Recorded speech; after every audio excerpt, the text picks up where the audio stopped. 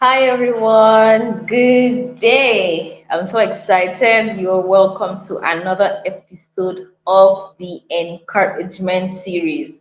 My name is the encourager, and yes, sorry. Yeah, my name is the encourager, Osomoken Josephine Omoniyi, and I'm super excited to have you join us for another show.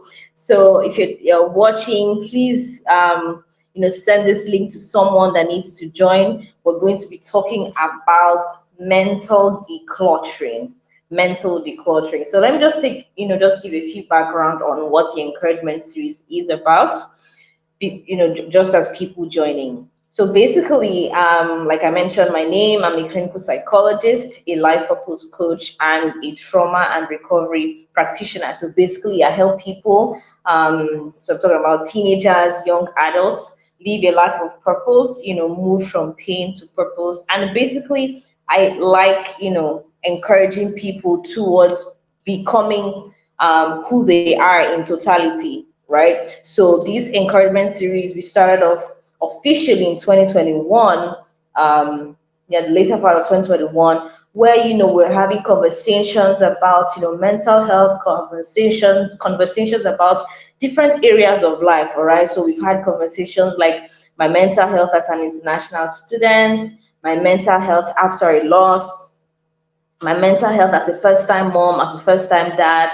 So it's really about conversations that leave you charged up. All right. So last month, we talked about New Year, New Me, right? How it's important that, yeah, we know how the new year is very important and all, but we need to be strategic in our goal planning.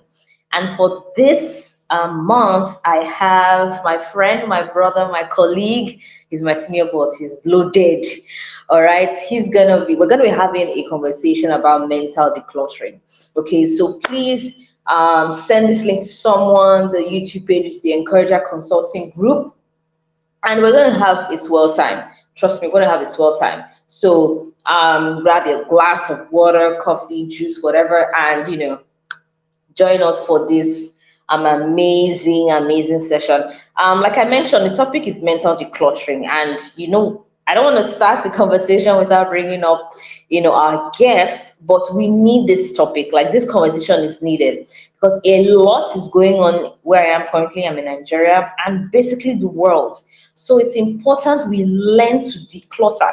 The same way, we are. It's good to arrange our houses. It's good to arrange, our area so that we can, move properly or navigate our homes. It's also important that we declutter our mind space. All right. So to that effect, I'm going to be bringing up our guest. He's here with me, like I mentioned. He's my boss, my friend. I worked with him since 2018. Yeah, 2018. He was first my training supervisor, then he became my boss, then he became my friend, and now he's my brother. Okay, so I'm going to be reading his bio very shortly before I, allow him to speak. So I have Mr. Chimezie Nwabueze. But we call him the ChiMan. He's an emotional intelligence trainer and coach. So yeah, that's how I met him. I registered for an emotional intelligence training course, and since then it's been a great relationship. So he has half a decade of experience in teaching, facilitating, and coaching groups and individuals on the skills for building an emotionally intelligent way of life. He is certified with Mode Africa in emotional intelligence and mind mastery practices. In his years working as a consultant, he's also a coach and a trainer with Mode Africa. And more recently, he's been working with Kankata Consulting. He has honed his skills as an impactful teacher and a transformational coach. He has coached people across various industries and corporate and institutional relevance levels. Chimezie is the founder of the Man Academy, which is a community of men equipped with wholesome mentoring to build character, competence, capacity, and the courage to be their best selves and impact their world positively. So you can see that this person is not a small person. Just keep on listening, keep on listening. So Chimezie believes in lifelong learning and improvement, which has helped him build capacity across industries. He's a digital solutions expert. He helps brands and businesses leverage digital tools to maximize efficiency and profit. He's currently completing a master's degree program in management information systems, having also studied fields in managerial psychology. Whew. So Chimezie is loaded. So he's happily married to my sister, an amazing woman, Dr. Covenant Ogbonna Nwabueze. Thank you so much, Chiman, for for coming. You can unmute yourself. We're so happy, so glad to have such a seasoned coach, trainer. Thank you for gracing us with your presence. Thank you so much for that introduction. I'm wondering, are these me? Not, is this me? Are these me? Right. Thank you so much, Josephine. It's a privilege to be here. I don't know the seasoning, as seasoned as I am. I don't know if it's Maggi, salt, pepper. But I'm privileged and honored to be here, and of course to be doing this with you. Like you said, Thank we connected first on the grounds of training. Now you're my sister for life, and I'm proud of what you're doing. I'm proud of all the lives you're impacting and everything you're doing through this series. Thank you so much for bringing me here, and I'm looking forward to the session and all we are going to learn. I'm going to learn myself also. Thank you. Yeah. Thank you so much. Oh my God, Pastor Dele, thank you so much, Ma, for joining. Pastor Maureen, thank you so much for joining. All right, so this is going to be very interactive. We have the Chiman, and also as you listen to us, please feel free to also, type and comment. Right, so we're talking about mental decluttering. Right, so as a clinical psychologist, I've seen across my clients, across even families, that there's a lot of, how do I even say it? A lot of load, a lot of pressure that we human beings place on our minds. And when our minds become so, I don't want to use the word cluttered, let me use the word occupied, it's very difficult to think properly. It's very difficult to even make the right decisions. So, let's talk about mental health before we dive into mental decluttering. What is your own understanding of mental health? Because I always like to start on that basis for every of our encouragement series. What is your understanding of mental health? Okay, well, I would summarize mental health to be everything that affects the psychological, emotional, and social well-being of a person make up their Yes. mental health.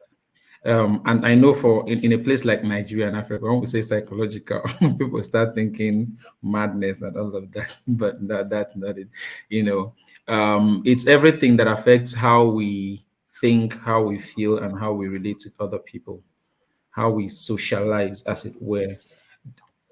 Anything that touches on these three things affects our mental health because it basically determines the productivity of our minds and the Yeah. health of our feelings and thoughts and how we project it from within to without. Oftentimes, when people are having mental health challenges or when their mental health is impacted, it's the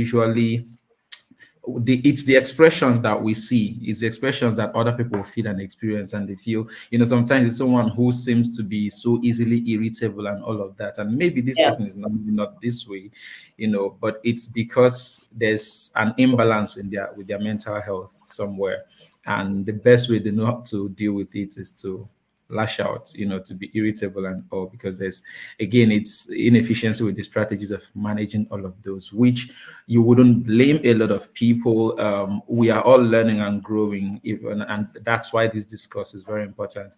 If we can Mhm. understand the why, we always say that emotions are messengers, right? They are That's telling us right. something.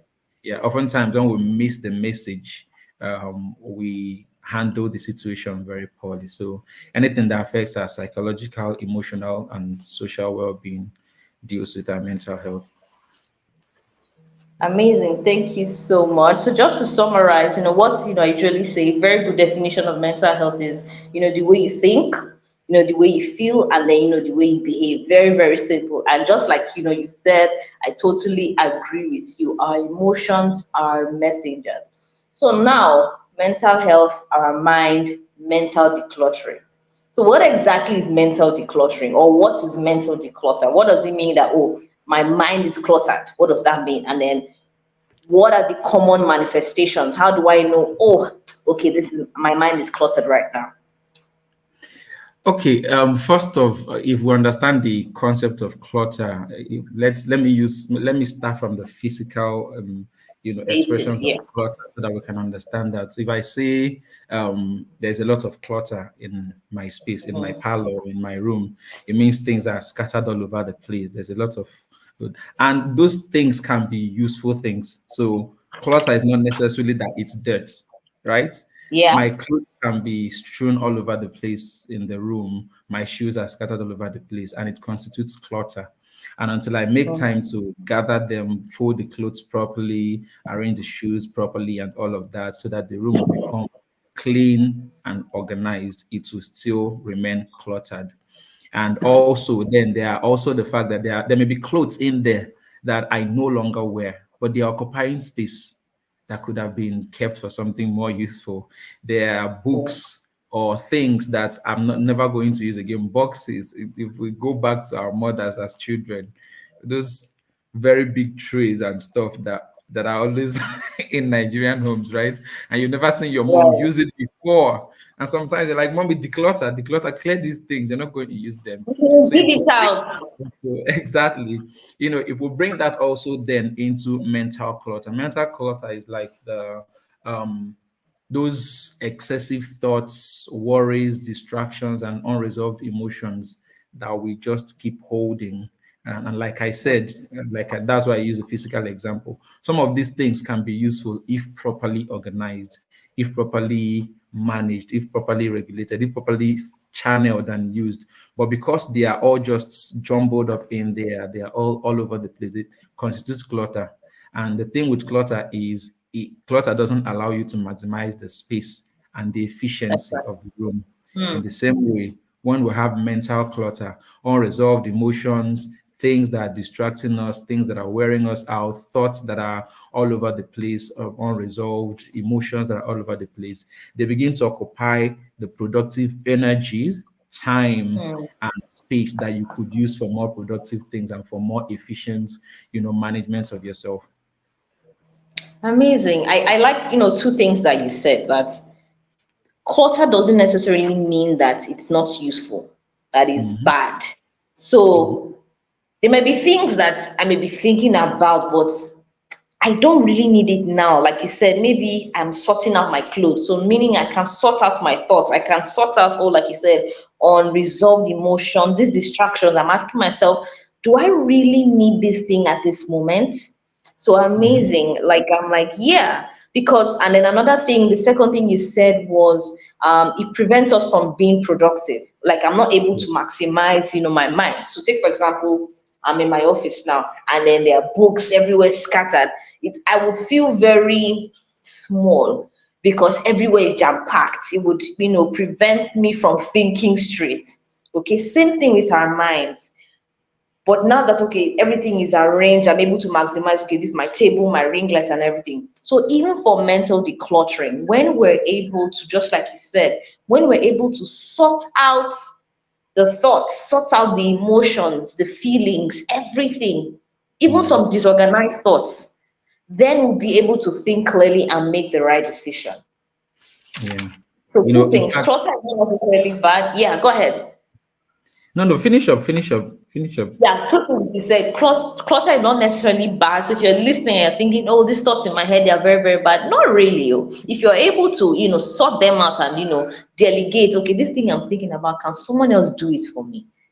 And then when Mm. you arrange, if you could use that word, arrange the contents of your mind, then you're making good use of your mental space. I like that. Exactly. Exactly. Arranging them. I was about to say that in fact, sometimes when we understand the manifestations of this mental clot and how they affect us, it helps us to be more deliberate and intentional about how we manage mental clutter. I learned something sometime, I think it was early last year. It was something I knew intellectually, but I put it into practice early last year, and it has changed a lot. It seems like a very simple practice, but it has changed a Yeah. lot. And I'm going to use that as an example of how the manifestations of this clutter can affect our productivity without us realizing it. And of course, in the course of the conversation, we'll talk about how we can manage those things. So, an example is the fact that last year I learned that if when I settle in at the beginning of the day for work to try and do Mhm. work and all of that, and I have ideas and all of that floating through my head, one of the most Mhm. productive things I do is to pick up a notepad or something, just write them out. I don't need to try and flesh out the idea and all of that. Just get it on Yeah. paper. And the reason for that is when I started doing that, I saw the reason why it's helpful. Because what happens is the fact that I have it on paper, I'm not afraid that I may have forgotten the idea. I can let that thought go and focus on what I'm doing in the moment. I've cleared Mm. space so that I can focus Mhm. on, Yeah. at a later time, I can make time and come back to this thought and say, oh, this thing that came up the other time, I can now flesh it out. Because what happens sometimes is we have ideas and thoughts, they're placing like, that's a good idea. You let it go. It's somewhere at the back of your mind. And ideas can be persistent sometimes. And you're trying to work on something different, and that thought keeps coming. It's constituting distraction, lack of Yeah. productivity, right? So you begin to see overthinking. Your thoughts are Mhm. all over, and these are manifestations of mental clutter. Yeah. Inability to concentrate because you have a lot of worrying thoughts or emotions or whatever it is. You see, you start feeling overwhelmed because you feel like Yeah. there's a lot to do. When To your days are long, do. when you don't prioritize the things you need to do, when you don't organize your thoughts and activities and your timeline and all of that, you feel like there's a lot to do. And you Mm. feel sometimes the truth about overwhelm sometimes is that overwhelmed, by the time you sit down and organize your thoughts, sometimes you realize that some of the things that are overwhelming you can wait. Some of the thoughts that are Yeah. overwhelming you can wait. Some of the tasks that are Mhm. overwhelming you can wait. And like you talked about, also learning to how to manage what our time. There are things we can Mm. automate. There are things we can delegate. There are things we can eliminate for now. You understand? But until we get into the practice of doing those things, organizing first before trying to execute can do a lot in helping Yeah. us declutter. Yeah, amazing. You've already started answering, my next question. I was gonna say, how can we recognize when, our minds are cluttered or when we're overwhelmed? And you already started saying things like when we feel distracted, Yeah. okay, we're unable to focus, overthinking. And it's true because, and I work a lot with to-do lists because there was a point in my life where I'm always saying, oh, I have so many things to do. But because I haven't written them down, I don't know. I don't know what those things are, but I'm operating on I have so many things to do. I become anxious that I cannot do them and all of that roller coaster. So I said, you know what? Whatever I have to do, I'm always writing it down. Okay. And Mm. at today's Thursday, at the beginning of the week, Monday, I wrote out my to do for the week. So penning it down like, oh, I have 10 tasks to do. As I do them, I tick them. So that has been able to help me organize my thoughts. So apart from overthinking, apart from having distracting thoughts, even though the thoughts are good, like what you gave, the example you gave, are there other things that we can look out for that, okay, I'm getting overwhelmed now? Are there other, you know, things that we can recognize and say, Josephine, my mind is getting cluttered. I need to work on it. Okay, first one of them is in line with what we said. Forgetfulness sometimes Ooh, yeah. is a sign of mental clutter. And yes, my table, I've often fallen victim to that oftentimes where so one thing about me is I can generate a lot of thoughts and ideas. A lot of ideas. Mm-hmm. Some years back, even up until early last year, it was working against me because I didn't know how to manage that. Every thought is coming. I'm trying to do this, and sometimes I'll be excited about an idea, start working on it. Right in the middle of that idea, another idea is coming, and I'm distracted. And before you know it, I'm here. I've forgotten what I set out to do. Sometimes forgetfulness because we are just laden with so many things. We don't organize them. We don't decide what, because our energies are finite resources. We are finite beings. You understand? And there's only so much. One of the book I'm currently reading now, the 5 a.m. Club by Robin Sharma. One of the things he talked about is that there's such a thing as how did he call it? decision, forgotten what he called it. The idea that even with discipline, if we don't learn to declutter with discipline, we can often get weary in discipline because we are doing a lot of things back to back. We are having to exercise serious self-discipline back to back to back to back to back. And if you don't declutter and give yourself some space to rest and relax and all of that before you get back, there was a time where my Google Calendar used to be packed like all through the day, and then I would feel like if I have gaps in the day, I'm not making the best use of the day Yeah, and all of that. lazy. Yeah.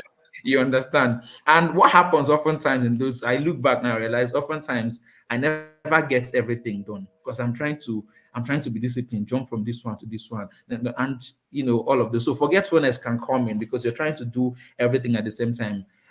Physical expressions like irritability can come in. You're anxious, you're easily triggered, and all of that. They can be signs of mental clutter. There's a lot, and Hmm. especially this can be, especially with emotional clutter, right? Yeah. Unresolved emotions, whether with friends, with colleagues, with your partner, and all of that. There are things that you've not had conversations with to resolve with the person. There are things that decisions you agreed to or things you accepted or agreed to that are not true to you and your values, or just to avoid issues and all of that. But internally, a part of you is not okay with that decision. And instead of finding the best ways to communicate them, you're trying to suppress them. It can begin to create mental clutter, right? Because again, the energy, emotions and energy, they have very interesting relationships. Our emotions affect our energy, and our energies affect our emotions, vice versa, right? So those can be some signs of it. Procrastination is also another expression or another sign of mental clutter. And one of the common reasons, a lot of people don't know this, but one of the common reasons why we procrastinate is because either sometimes we are overwhelmed with the task or the things we want to do, and we are trying to avoid that feeling of overwhelm. We find ways to do easier tasks rather than the necessary things, trying to do what is convenient as opposed to what is necessary. You understand? Sometimes it could be that there is no clarity with the thing I want to do. And instead of organizing my thoughts and planning how to strategize and work on this, I just look for a way to just push it away. Okay, let me just rest for 5 minutes, let me rest for 10 minutes, and all of that. You just keep pushing it further and further. At the end of the day, you don't get things done. Yeah. Thank you. So one thing I remember anytime I'm working with, people with ADHD, attention deficit hyperactivity disorder, these two things that you've mentioned are, it's like, it's a very, present symptom, forgetfulness and procrastination. And it's Mm. because they overthink. That's it. Because overthinking is one of the symptoms of ADHD. They've overthought the process and they feel it's overwhelming in advance, and they're saying, I'm not gonna do it. Yeah. So what we Yeah. try to help them do is, to organize all of those things. So if you feel writing an email is a big task, can you start with one sentence? Can you even start with who are you writing the email to? All right. So that's the Mhm. organization, we're talking about. Amazing. So, Chimezie, this world is back to back, social media. If you're in Nigeria like me, no grief for anybody, everything is back to back. So it's a lot.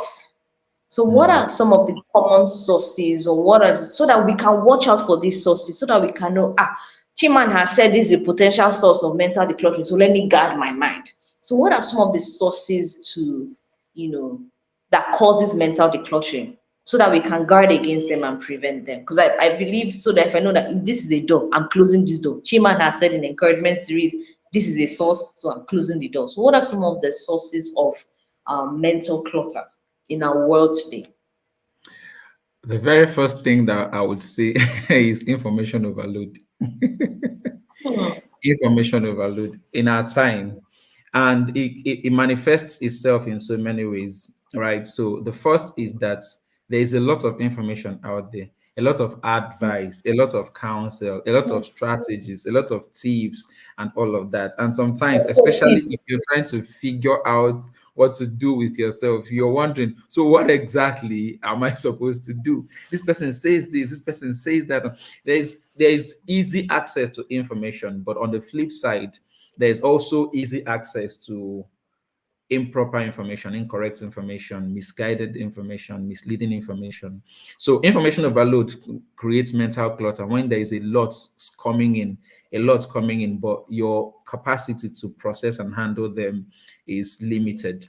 And one of the downsides of social media, and I say this not to push the blame to social media, but to make us to realize that the onus is on us to be intentional about how we then use these platforms. Is the way the algorithms are set up and the way social media is set up. It's set up to give you just short bursts of intriguing information and thrill and all of that, right? And as you have those short bursts of thrill, over time you build a pattern of not being able to spend time, dwell on a thought, dwell on something for a long time. So you're flitting from one thing to the other. You're not present minded. You understand that Mm-hmm. information overload makes you not present. You're looking at this thing. You're on one task or one activity, but you feel the need to jump to the next one. You feel the need to jump to the next one. You feel like, and sometimes you may be on a path that is leading you to something, but you just feel the need. You feel like I need to catch up with everything happening. The FOMO, fear of missing out. I need to catch up with Yeah. everything and all of that. That overload is creating mental clutter. At the end of this, I did something some time ago. You know about the fact that I often go on social media fasts, right? Clear myself of social media and all of that, just so I can focus and decide what my priorities are.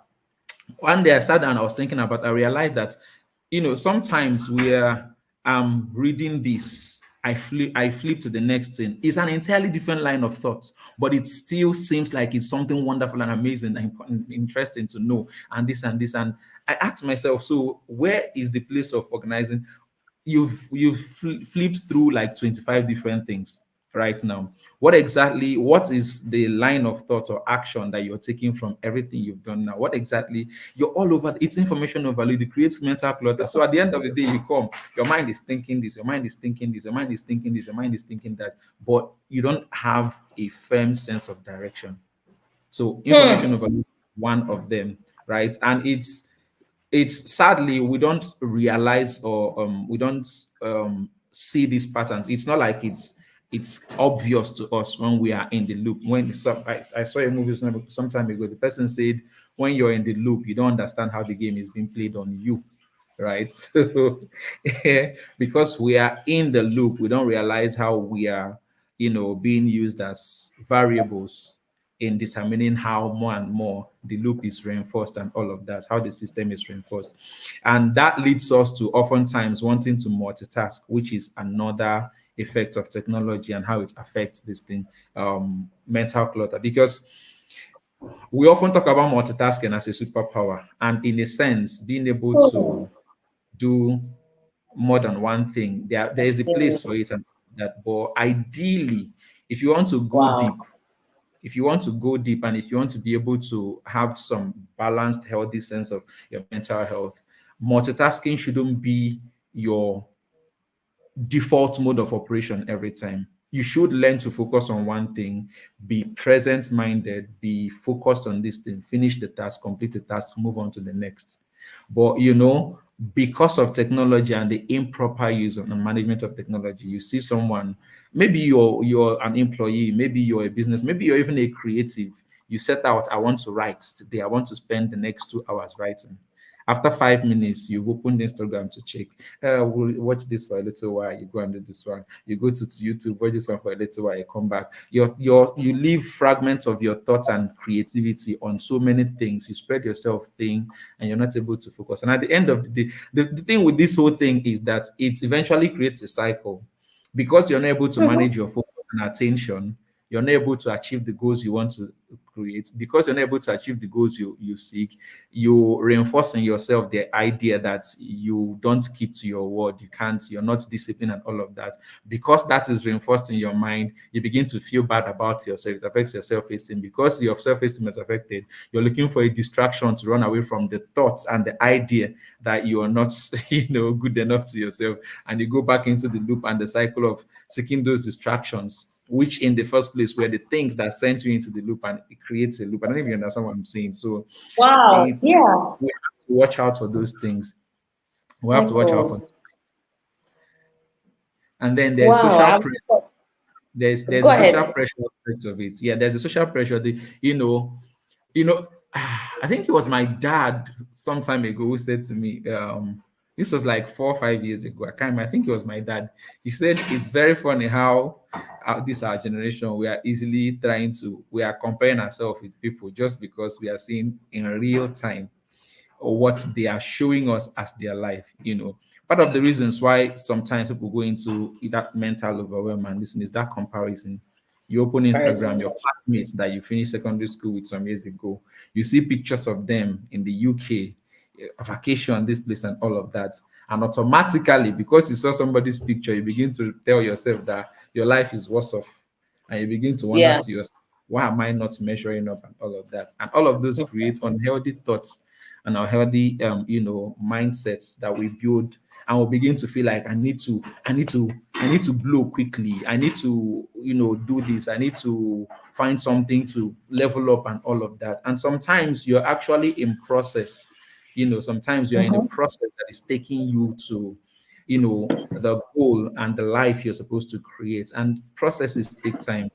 One of the things I always remind myself was a quote I saw somewhere. The person said, "Masterpieces take time." I always remind myself that, both for myself, for the goals and the things I'm creating and all of that, masterpieces take time. And sometimes the things you're building, if they are going to outlive you, will take time to fully manifest and all. But when you keep comparing yourself with results you're seeing from other people's own lives and all of that, and the person you're comparing yourself to may be fully focused on their own life and they're getting the results, and you're busy comparing yourself and creating unnecessary mental and Pressure. emotional mind and pressure. Yeah, exactly.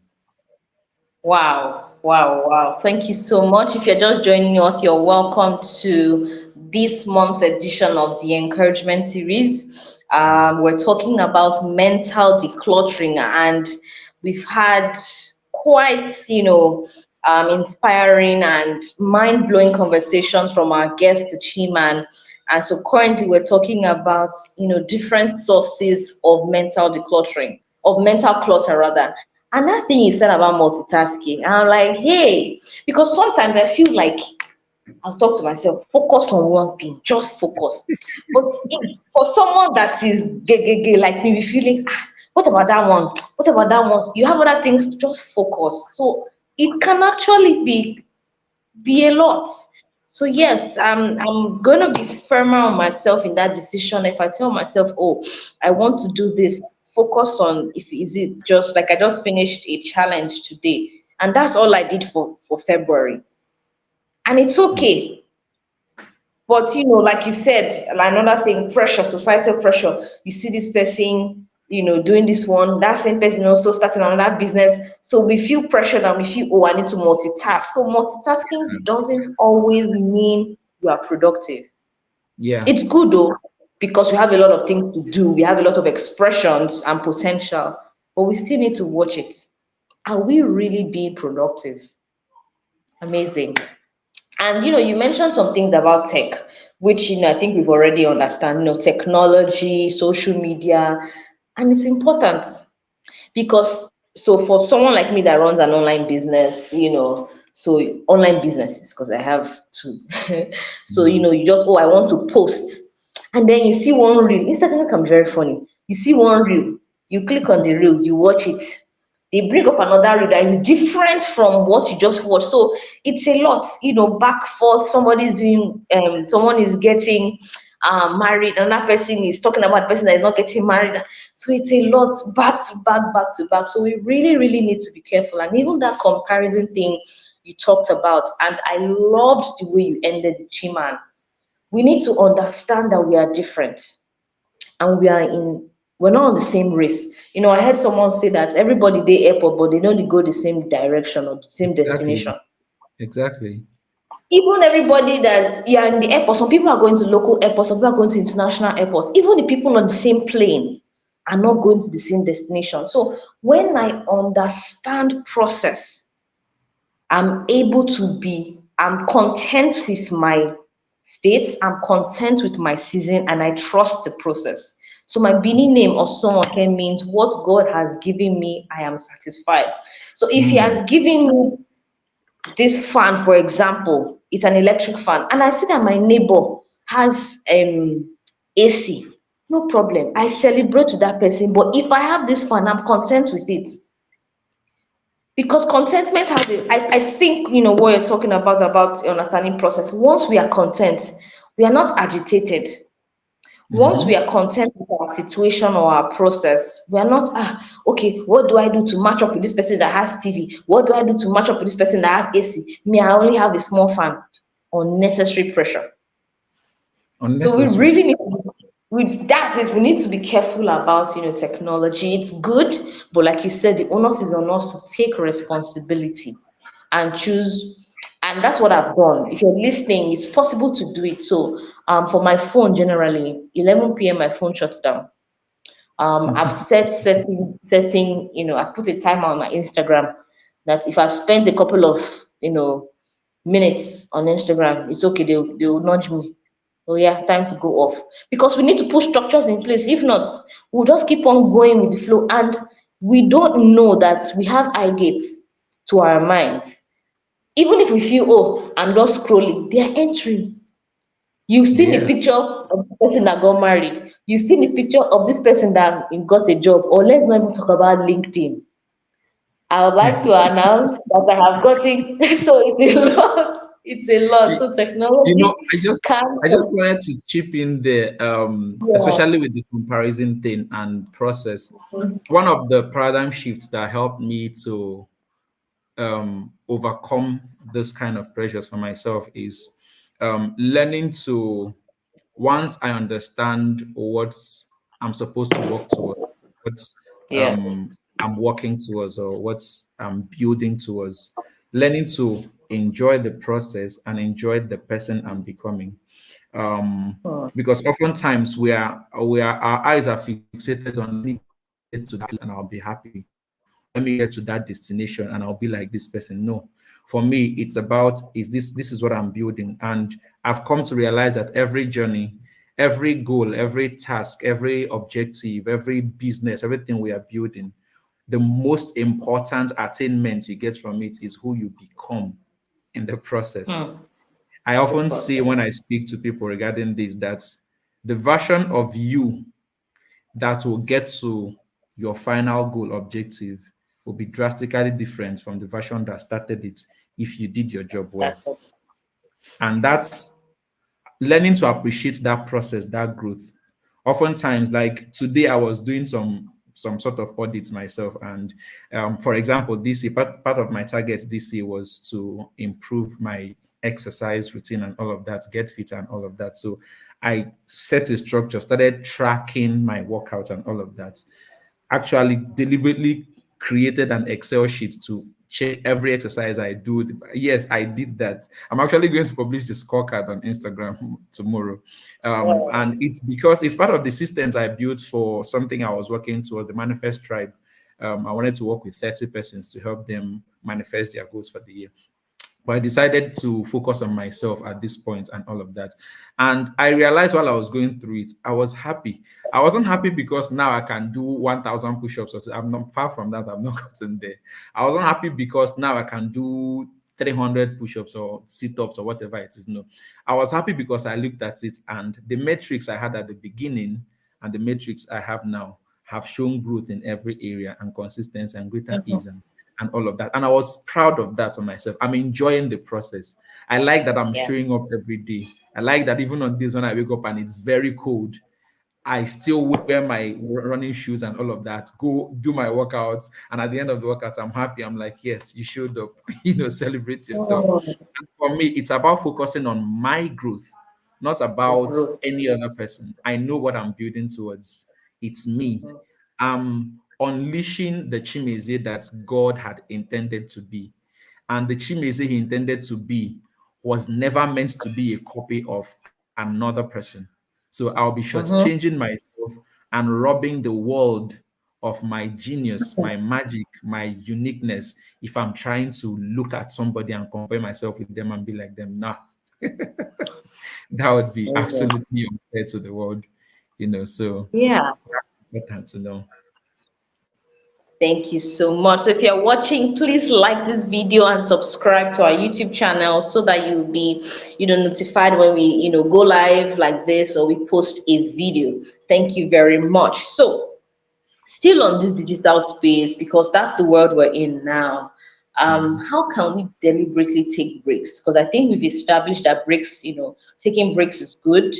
Just like you do social media fast. mm. I think I should do one coming. I think I should actually, right? How can we do it?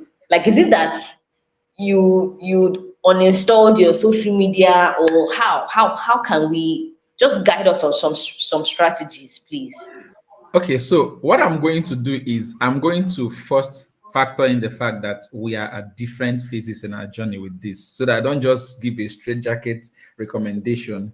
For someone like me, I've pretty much gotten to a point. My wife sometimes teases me about. I've pretty much gotten to a point where my phone can be beside me while I'm working, and I can absolutely ignore it till I finish what I'm doing.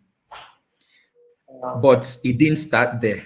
There was a time when it was a lot of distraction and all of that. The same thing with social media. There was a time when if I was off social media for 30 minutes, I feel like I need to get back and post something and do something so that I don't lose my relevance. That's some years back. Yeah. But now I can be off social media for 3, 4 months and not feel like I'm missing out on anything, not feel like my worth or relevance is being reduced and all of that. I basically use social media now for the sake of communicating my value, not as a way of trying to prove anything to anybody. So that being said, I said that to say that there are certain things I would recommend that may be easier for some of us to do and may not be easier for some of us to do. So the first thing is to first acknowledge and understand that I have a challenge, which is that I'm struggling with managing my attention with social media. And one very easy way Mhm. to do that, I'm going to give us very practical things that we can access Thank you. ourselves with right now, and be able to begin to set the boundaries and systems for it, because setting boundaries is important. The first thing is, if you use, I don't use an iPhone, I don't use an Apple Me, product, so I'm going I to don't like use it. Android recommendation. If you're using an Android phone, for example, if you go to your settings, go to app management, go to screen time, you will see today how much time you spent on your phone today. Say that again so that I can type it. If Go you to go to settings. settings, if you go to Mm-hmm. settings, go to app management under settings. Okay. Under the app management, go to screen time. Screen time. Okay. You'll see how many hours you spent today. And if you click on Okay. screen time, it will show you how many, it will break it down, the apps on your phone, how much time you spent on the apps on your phone.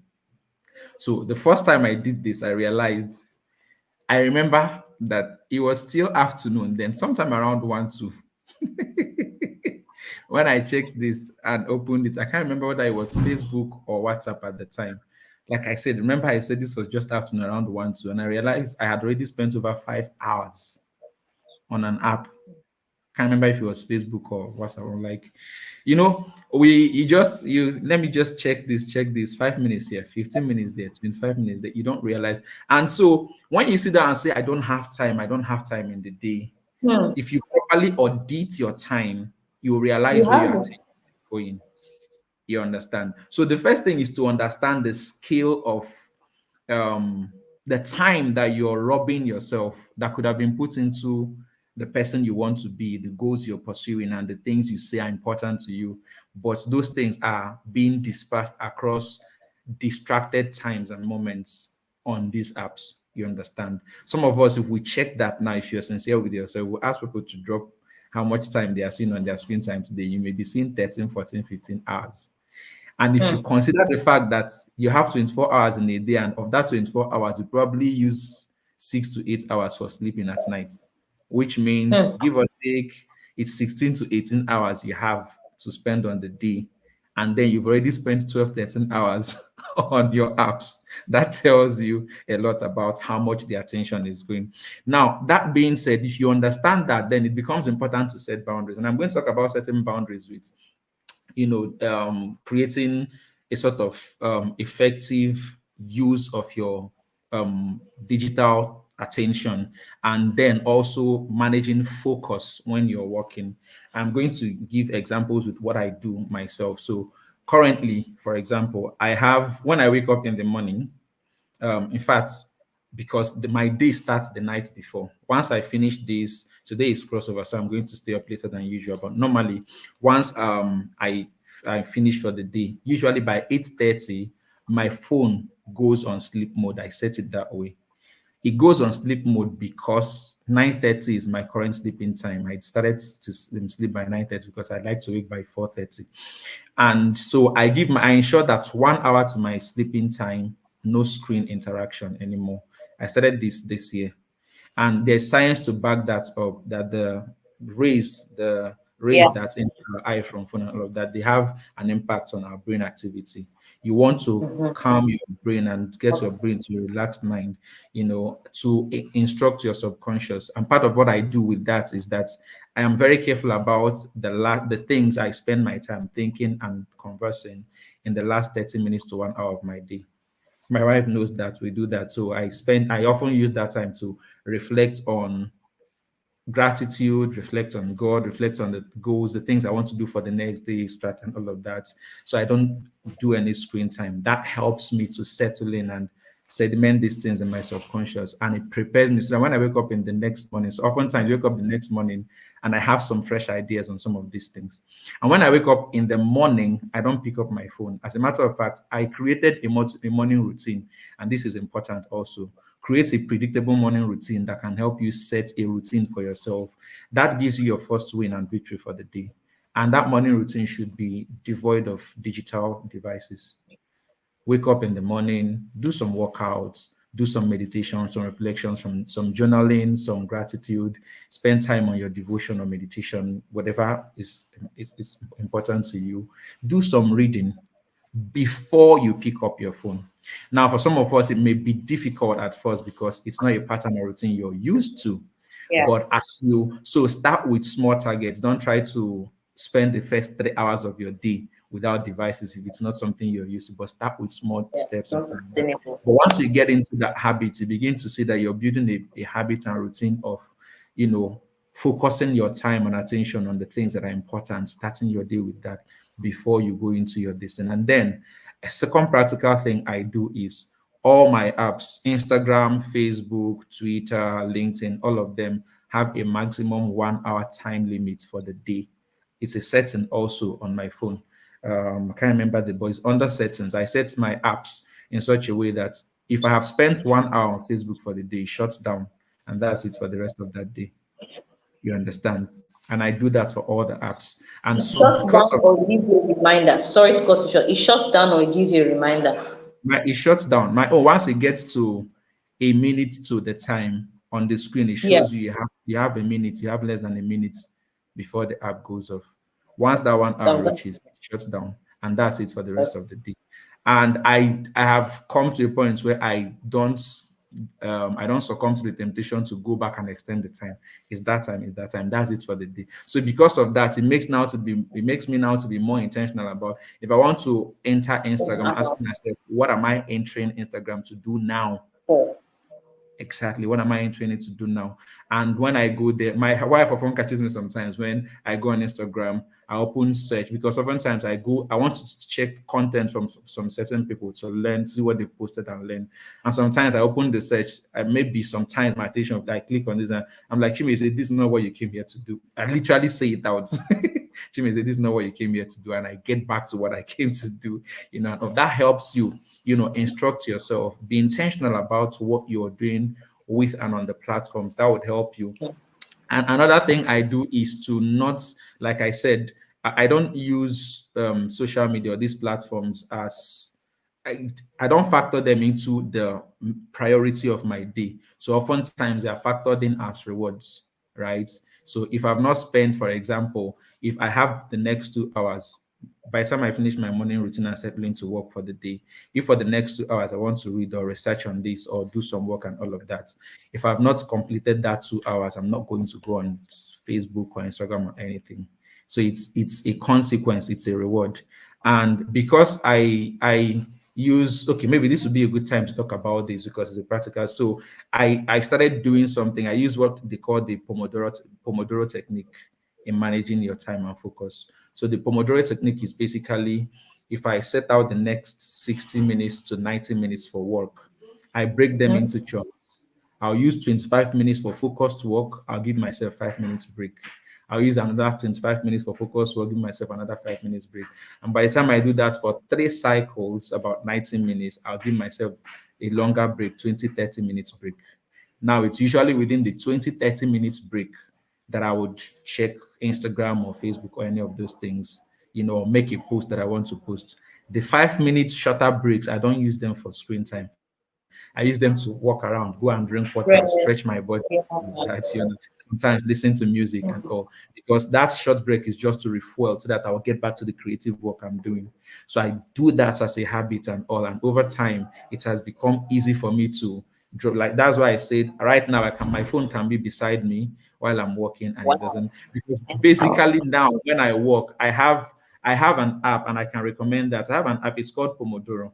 So when I'm doing that intense thing, what is on my phone is Pomodoro. And what the app does is it starts a timer for 25 minutes, counts down from 25 minutes. At the end of 25 minutes, it beeps an alarm to tell you you can take your 5 minutes break. Great. At the end of the 5 minutes, it beeps an alarm again to remind you need to go back to your next 25-minute cycle. And that's so What's the name exactly. of the technique? What is the name of the technique? The same name of the app? Yes, Pomodoro, Pomodoro, P O. Yeah. Modoro, Pomodoro Pomodoro. technique. Right. Let me And see then if you I can. can adjust it as. So if I have 1 hour, so let's say, or I have 30 minutes, I will adjust it to suit my own Yes, yes, timing, right? yes. But the idea basically is to help you with cycles of renewed creativity and energy as Yeah. you work. Because sometimes if we work Mhm. for very long stretches, it can be draining. But there are times Yeah. also when you are in the zone. There are times when like currently I'm working on a book that I hope to publish towards the end of this year. And interestingly, part of the things, it's life currency. Part of the things I'm researching is attention and the management of Mhm. attention.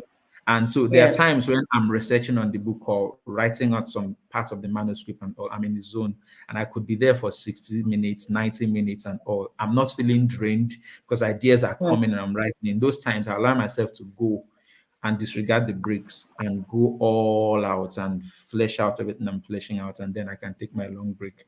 But in those moments where you know that maybe after a few minutes you may be distracted, I'm saying I'm giving this recommendation for those of us who might be learning to get into the habits. You discipline yourself and say, Yeah. I'm not going to succumb to this distraction until I've completed this 25 minutes time block.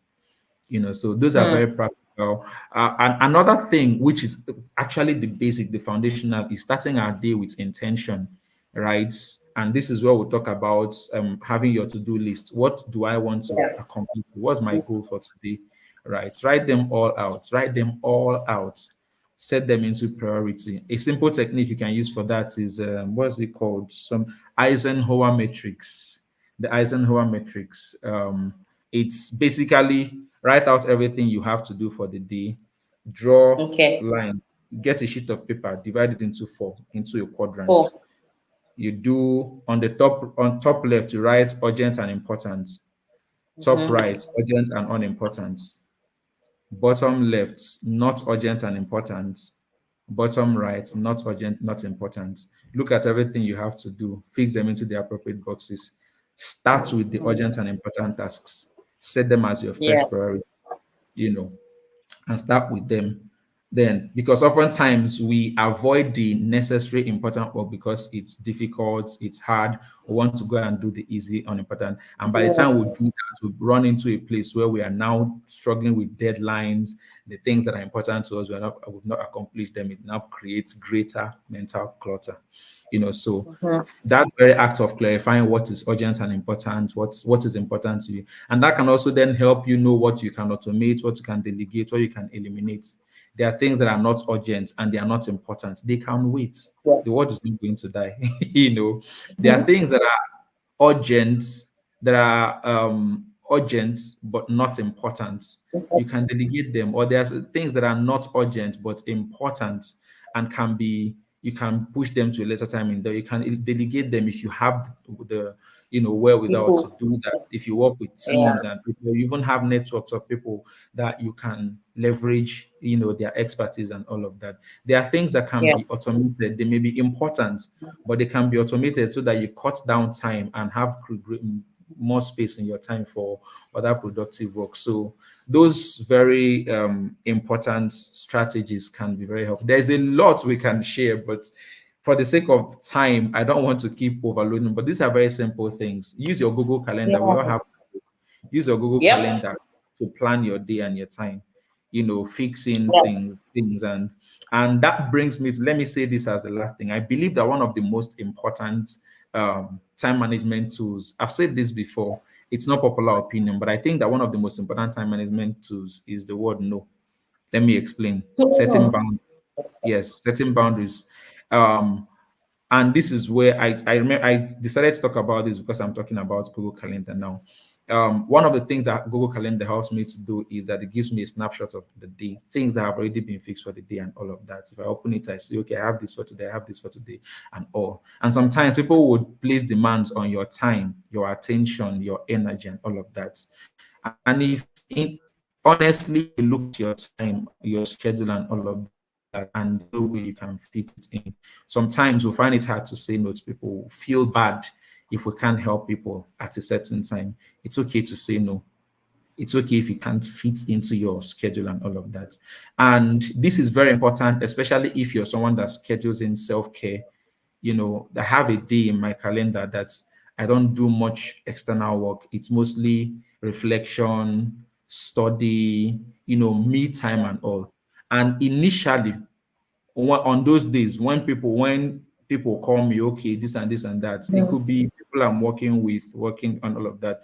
If they call me, I would often dishonor my commitment to myself in those times and fixing these things. Mm. But eventually I realized it was creating unfulfillment. I had to remind myself Yeah. I am as important, even more important. Taking care of myself is more important than taking care of all these other things, because I am the vessel, I am the resource that is handling all of the taking care of all of this. I am the most important investment I have to make. So That's those right. times as I stake out for those things are very important. If I say right now it's my time for reflection or time for reading, I take my reading time as important as I take work time. And if for the next 1 hour I want to read, I want to read. If I don't want any distraction, I can turn off my devices and until I'm done with that, because I'm also investing in myself. So learning to do that helps you, because sometimes it's important that we create time for hobbies, create time to go take Yeah. a walk. It's part of the things that can help you clear your mental clutter. Go Right. take a walk, Yeah. journal, write, draw, Mm. paint. Some of those things that just help you reconnect with the child in you or with the creativity in you and just free yourself and enjoy. They are also important for your mental health. So make time for them on an ongoing basis. It could be weekly, Mhm. things you could factor in daily, spending time with loved ones and all of that. And if Mhm. you're not able to organize your time enough and be firm about the boundaries of your time, at this time, work is stopped. I'm not taking any work calls. And I used to do that back then. I still Yeah. do that now. There are certain times of the night I don't take work calls anymore. It's family time. And whoever is Yeah. calling, I can ignore that call till the next day. Nobody will Mm. die. The world will not come to an end. This is That's important right. to me also. And it helps me to take care of my mental health. So Amazing. Thank you so much. So if you're just joining or you joined us halfway, we're having a conversation on mental decluttering, and I have a seasoned trainer coach, life coach, and emotional intelligence expert, the ChiMan. And he's been talking about what mental decluttering is, how technology space can also be a form of clutter in our minds, and he's giving very, very specific techniques and strategies that we can actually implement. Okay, so he's talked about the Google Calendar, and I started incorporating that last year, and it's been very effective. So if someone says, "Oh, just being, I'd like to have a meeting with you," like, can I check my calendar and get back to you? Because you notice that you're just having back to back, and like you said, if self-care is important to you, tell the person, "Oh no, can we have it another day?" And that's why for me, I don't take sessions, I don't see clients on Mondays. No, I don't. That was a personal decision I had to make, because my week, if I want to be very honest, starts from Wednesdays. So from Wednesdays, Thursdays, Fridays, Saturdays, Sundays, I'm having sessions. So I need Monday to rest, to sleep in, to reflect, to plan as well. Okay. So it was a bit, I was everybody, Monday, everybody's going to work. You are in bed writing or journaling, right? So I had to tell myself no, right? Pastor Maureen says, she agrees with you that no is a powerful time management hack. So I tell myself, no, you're not doing anything per se, you are resting. Okay, what I also do, I also set alarms. So in terms of, okay, it's time to rest, it's time to do this, time for this session. And when I book sessions, it automatically gives me alarms. Okay, so that also helps. I have reminders, so that way I'm able to plan my time, and I'm not.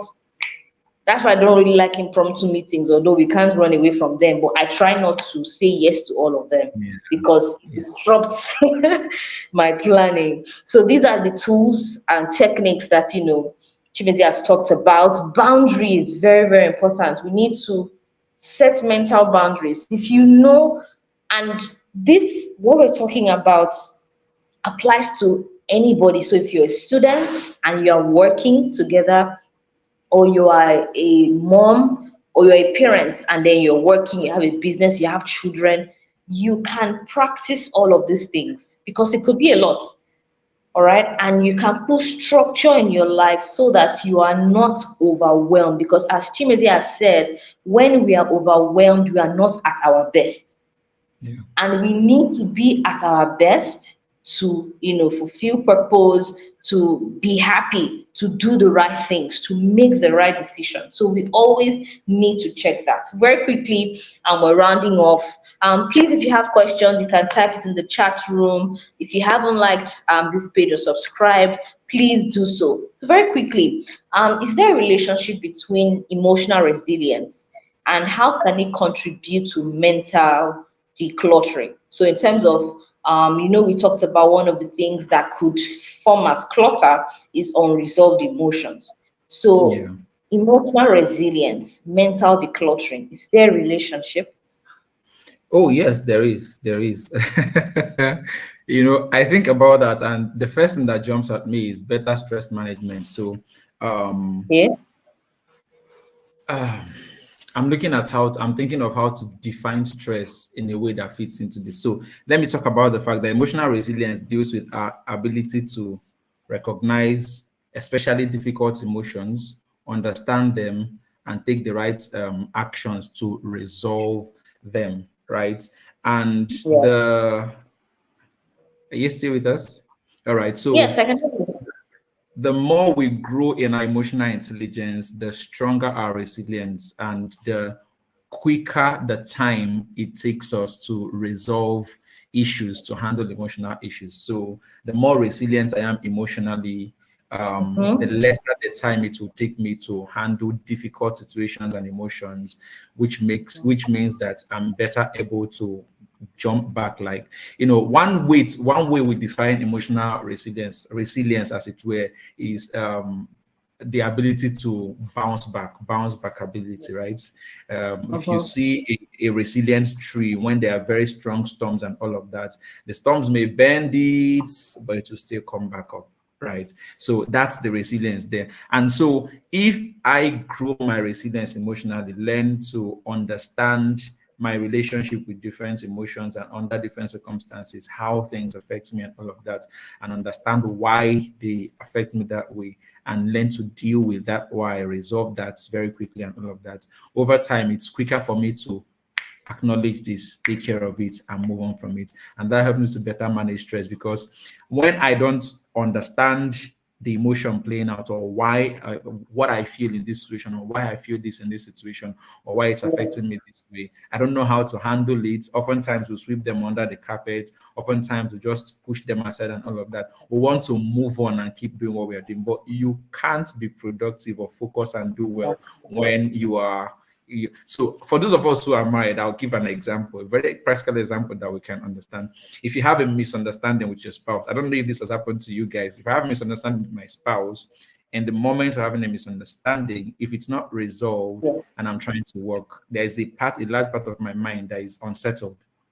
It's unsettled. Yeah. That's the same thing. It doesn't even have to be your married partner. It could be a very close friend and all of that. It affects your mood and focus and everything, right? So being able to then learn to manage those situations, deal with those situations, resolve them quickly, is one of the reasons why, for me, one of the activities I do as part of my morning routine early in the morning is paying attention to any unresolved emotions. Do I have any unresolved emotions? Do I have anything that is any resentment pent up, any anger, any hatred, any unresolved emotion? Yeah. Who is it targeted Yeah. towards? Sometimes I can discover that it's even targeted towards myself.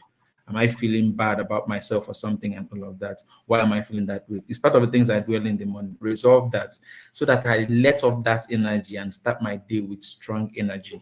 Right? I want to start my day on positive energy, strong energy, and all of that. So being able to grow our emotional resilience, and by effect, I mean building our emotional awareness and ability to regulate those emotions and deal with those emotions and all of that, would help us manage stress better.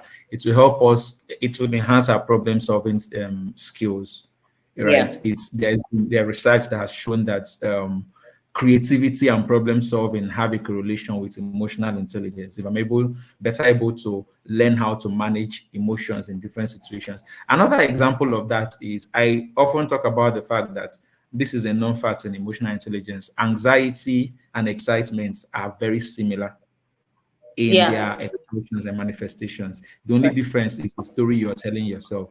So a resilient person comes into a situation that normally would incite anxiety. They understand that in this situation, perhaps anxious. What do? They use strategies to help them switch from anxiety to excitement. I do that myself. If I'm speaking to a new audience I've never spoken to before, as confident and wonderful as I am in public speaking and teaching and all of that, if it's a new demographics or a new audience, sometimes I'll find myself being a bit anxious. Do I have the right stories to tell them? Do I have the right examples? Do I understand their industry or their group well enough to be able to connect well with them? And the moment I start noticing that the anxiety is trying to take over, I literally talk to myself. And the things I say to myself, if an outsider hears it, it may seem arrogant. I remind myself they are here for me. They're here to hear me. They're here to listen to me. And we're going to have an amazing time. We're going to have a wonderful time. I'm reinstructing my mind from anxiety to excitement. And I energize myself with that thought. It's the same emotional expression, but I'm changing the story. And so that helps me. And I'm using this as practical example because that's also part of my way of showing resilience. In this situation that my mind is trying to tell me that, hey, these people are going to look at you, they may see your flaws. Maybe they've been used to people who speak very wonderful phonetic English. I don't speak phonetics. I'm very good at mastery of English, but my English is not sounding British. And some of those voices can come up in your head sometimes. You remind yourself, resilience is remind yourself.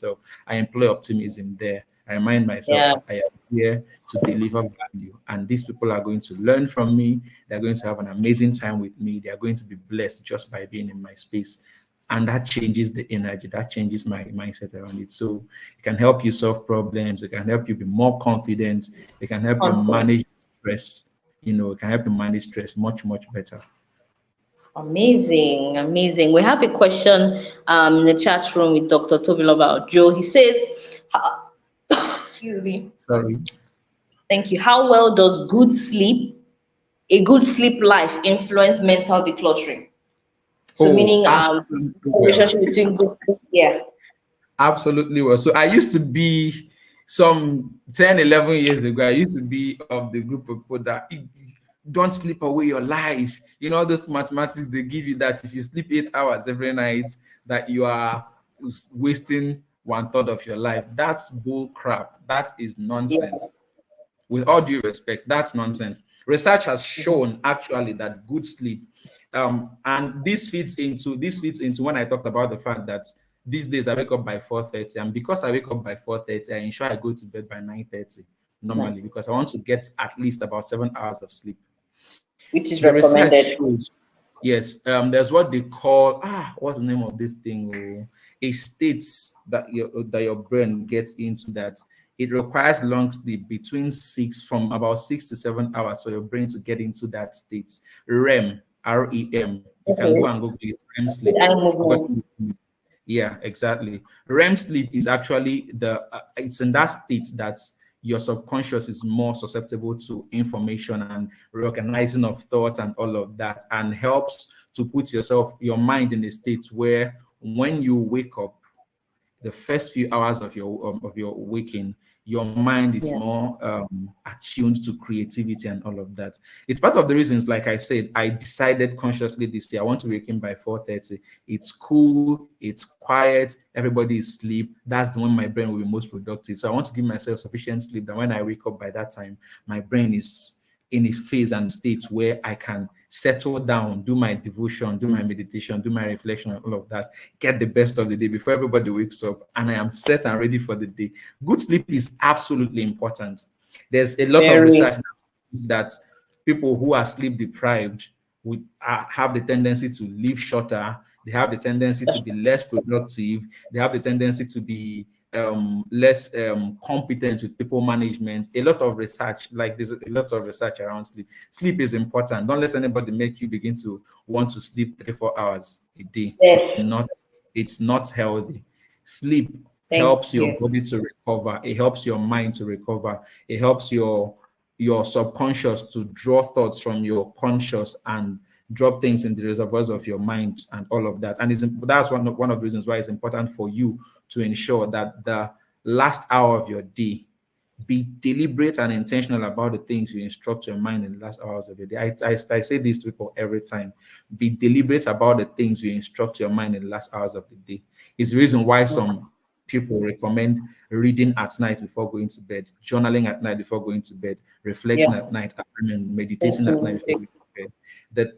The last things you occupy your mind with are most likely the things that your subconscious would operate with and store up very easily in your mind. So it's sleep is very important. Good sleep is important. Don't play with it. Good. With it. Yeah, amazing. Thank you so, so much. Please drop your questions while we just thank our guest speaker, Mr. Chiman, Mr. Chimezie. So, could you just tell us where we can find you? What are your current projects that you're working on, and how we can work with you? Because I definitely know we have people that are listening now. Just in case you didn't listen, you were not present when I read his bio. He's an emotional intelligence coach.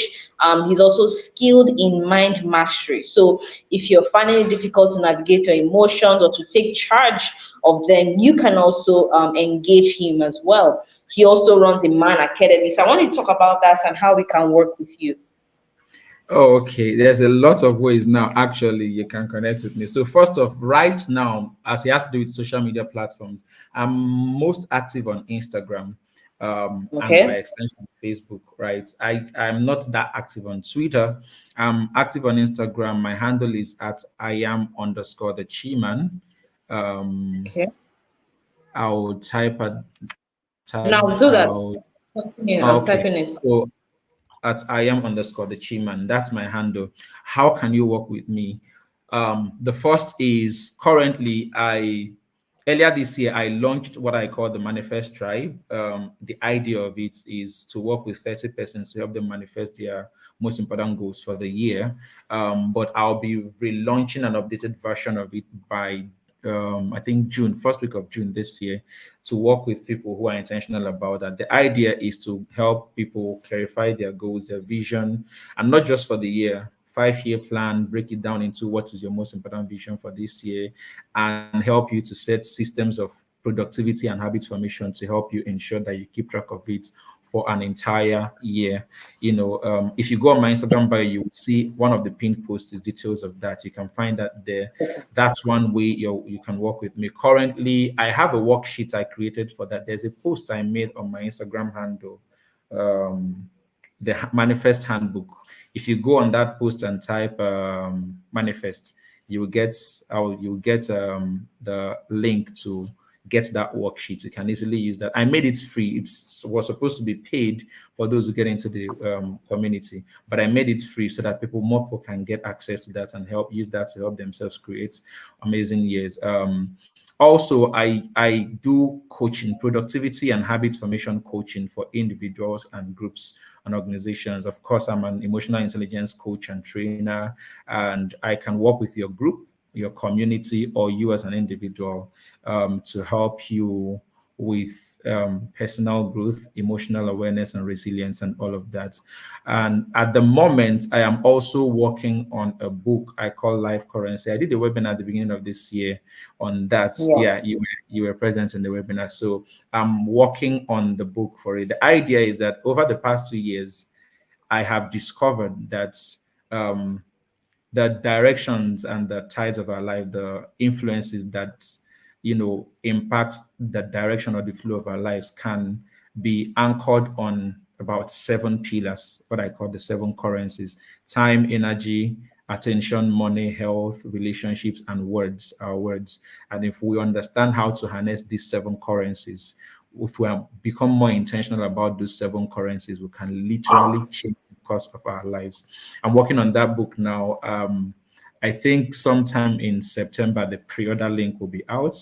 But on my Instagram currently, right now, I'm running a series on productivity. I drop content and all on productivity, habits formation. So if you're looking for recommendations on productivity, habits formation, and all of that, you can follow me on my Instagram handle. If you need someone to coach you on a habit you want to build, productivity, on helping you gain consistency or productivity with any given goal, you can hit me up on my Instagram. You can just drop a DM for me on Instagram, and I will pick it up from there.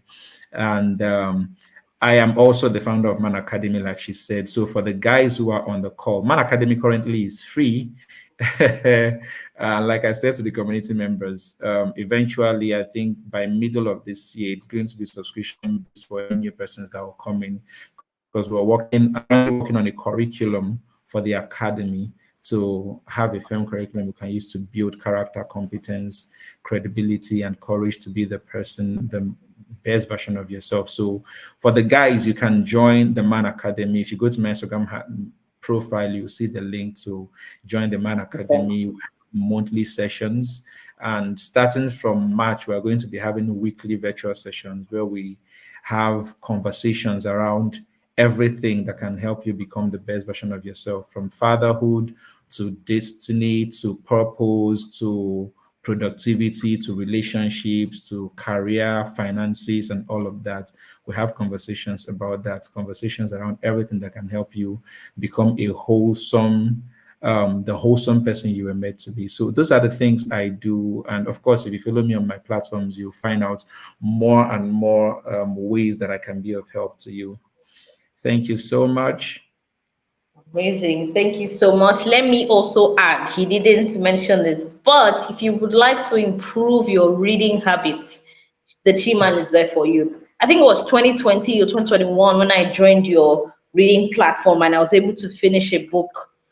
Normally, it takes me like 3, 4 months to finish a book, but I think with the plan, was it not 30 days Yeah, or it was 6 weeks? yesterday. I finished the book and I posted it. So he also helps. He's also a reading coach. He didn't mention that. So this is a bunch of many talents. All right, and I'm super honored to have you on our platform. Please let's celebrate our guest, the Chi Man. Connect with him on Instagram, like he mentioned. If you're a man, great work you're doing, because there are a lot of things for women, a lot of things for Absolutely. girls, but Absolutely. we struggle to see things for men and boys. So that's why I celebrate what you're doing. And if you're a man and you're a man of value, and you also want to do some of these things that he's doing, connect with him, partner with him, and you'll be glad, you'll be glad you did. Thank you One more so thing. much once. One more thing. Yeah, go One more ahead. thing. Just one more thing. I just wanted to add, because this is just this Sunday that it's coming up. It's under Yeah. the Man Academy. Yeah. So my mentor is going to be live with us in person for our next Man Academy session. It's on Sunday, 3:30 p.m. Cyprus time. That's 2:30 West African time. We can drop the link. I don't know if you have the link. I can drop the link if you want to be part of that. It's going to be streamed, and the stream link will be sent to everyone who registers for that session. So I'm dropping the link. I don't know if I'm only seeing my comments here, Don't worry, but I maybe. will post it on the general comments. I'll post it now. Okay, so that's the link. So you can sign up for that. We're going to be having a session where Mr. Tekena is going to teach us 10 principles to help you grow 10x. It's this, the title of the session is Grow 10x with Tekena. And in that session, he's going to teach us 10 solid principles to help you improve your productivity and increase the value of your life. So I'd like you to sign up for that. I believe it's truly going to be an amazing blessing to everyone who joins the session. So I just wanted to share that so that you don't miss out on that opportunity.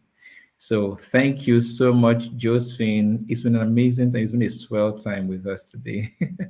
Sorry, it's when I copied the link. Okay, so I'm back. Go ahead. Yeah. Yeah. So no, I'm done. I was just saying that I wanted to ensure that no one misses this session. Um, so yeah, that's it. That's it. Okay, thank you very much, Chiman. We're super grateful that you took us through mental decluttering, what it means, how we can identify, when we're getting overwhelmed, and what we can do to arrange, to declutter, just to maximize the space of our minds to be the best version of ourselves. So, for myself and our company, we say we're very grateful to have you. Also, on behalf of the guests, please, we're so grateful to have you join us. And if you would later listen to this video, please feel free to connect with us, the Encourager CG on Instagram, the Encourager Consulting Group on Instagram, Facebook, and connect with our guest, the ChiMan. I am underscore the ChiMan. We're super, super glad he has um, graced us with his presence and knowledge. Okay, Pastor Maureen says, thank you so much. You're welcome, ma'am. She says, thank you, Thank you, Chiman, for Maury. sharing your wealth of knowledge with us tonight. I made some decisions tonight. Amazing, amazing, That's amazing. And let me amazing. even Thank you say, so much. I started following Pastor Maureen from Chiman. I don't know if Yeah. Pastor Maureen knows, but I started following her. So I'm going to bring her up very soon. I haven't told her yet, but I'm going to bring her up. But Oh she's no, please let also, me know when that happens. Let me know when that happens. Pastor I need Maureen to is hear. loaded. Pastor Warren is loaded. So Yeah. super glad. I think I started following her from 2020 or so, and since then I've been blessed. So thank you so much, Ma, for joining. Thank you, Chimezie. I saw Thank Pastor Dele. you. She joined us a bit, and great Yes, band. please, a big shout out to Mommy Daily, my own Yes, mommy. thank you so much, Thank Ma. you so much for being Mhm. part of the session, ma. I see you guys don't even Yeah. know the rest of it. Thank you for Yeah, joining, ma. also Thank you, my, everyone. my, Thank you, my mommy. colleague, my senior colleague, Dr. Ojo, Dr. Daddy Ojo, thank you so much. He's also loaded, all right? So I'll be bringing him up soon as well. Thank you so much, Mommy Dele.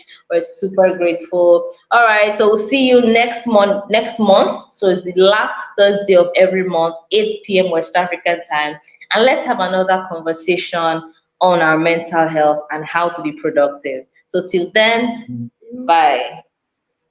Thank you so much.